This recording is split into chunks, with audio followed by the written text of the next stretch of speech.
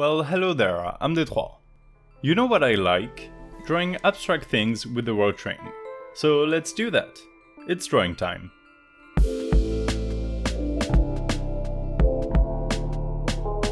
I'm in a good mood today. I'm currently working on a drawing that is way more complicated than what I usually do. I estimate it to take me about 30 hours from start to finish, and I'm only like a couple hours in so far.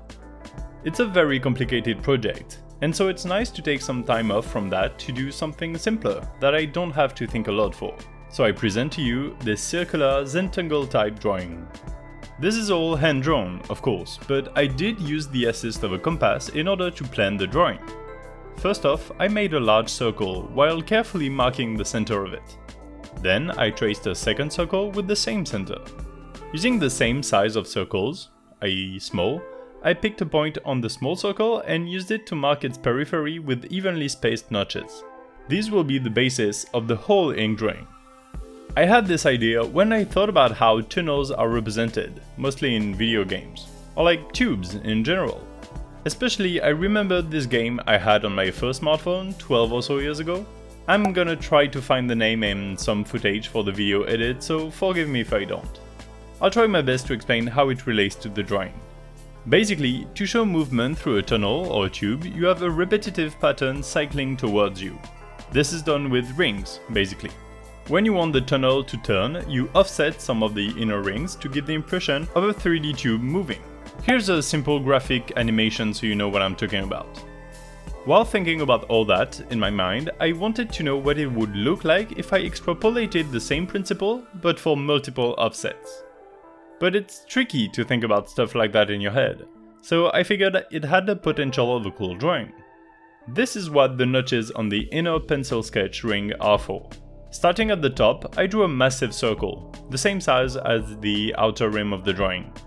Then I reduced the size of the compass, picked the next notch clockwise, and made a new circle. Then reduced some more, new notch and new circle, and so on until I reached the center of the drawing. From then, it's just a case of inking the lines starting from the outer ring and going inward, then filling everything with more rings. Curves are hard to do well, especially if you need any sense of regularity and you can't Ctrl-Z a pen stroke.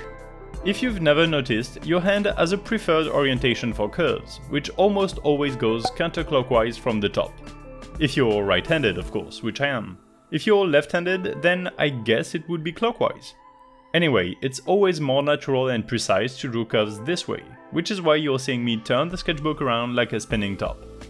Honestly, I would want to give up if I forced myself to not move the sketchbook for this particular drawing.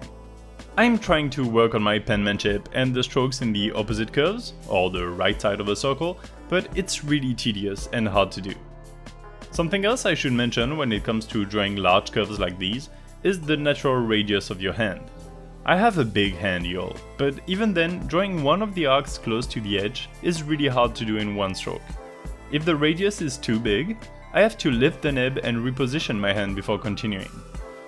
These are all basic problems any artist faces, but I figured I would put them into words for you. It doesn't change at all the fact that this is a cool drawing and the process of drawing it was overall pleasant. The pleasantness is something that comes from the whole style of zentangles and other very repetitive patterns. You have to think very little about it and get in the flow. It's very meditative. You're not asking yourself, where is this next line gonna go? You simply have to follow the pattern. Of course, the end result is often nice and quite mesmerizing because it looks like optical illusions, but the process is often skipped over. I would argue the process is everything.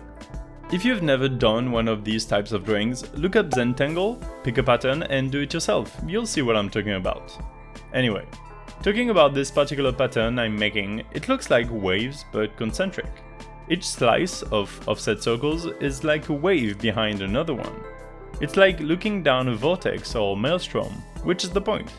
To add to the depth dimension, I decided to stipple the edge of the arcs to add shadows. I don't know if this was the right choice, but I'm fine with it. Now that I think about it, the pattern also looks like these fun obturators for cameras, with curvy triangular blades closing in on the center. Or the James Bond classic intro from the barrel of a gun. Your pick. If you're still here, congratulations! We've reached the end of the process. You've earned a treat, which is to see the final drawing still, while I encourage you to like, comment and subscribe. If you have no ideas for comments, why don't you give me ideas of wacky prompts I could draw in the future videos? Here's where to find me on a lot of social media, where I started posting even more content than before, now that I'm taking the time to film drawings whenever I want. I'll see you around. Have a good day. Bye!